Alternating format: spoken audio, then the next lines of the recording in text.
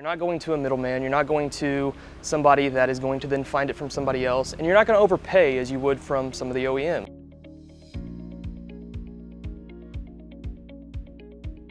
What sets us apart from buying from us is that a lot of people in our industry are the middlemen. With us, we stock the part here in-house. I'm prideful of our quality more so than anything. What I want to give is the best possible product at the best possible price to our customer. Believe you me, every single day that I come into this office, I want to make sure that the repairs that we do, that the tests that we do are exactly what meets customer expectations, and I want nothing less. Given the amount of parts that we do have, we have about 40 to 50 test beds that we use. Some are the same, some are different, but we cover a lot of OEMs and a lot of makes and models to ensure that the part that you need is a part that we can test to OEM standards and make sure that we get it to you in the right amount of time with the right amount of quality.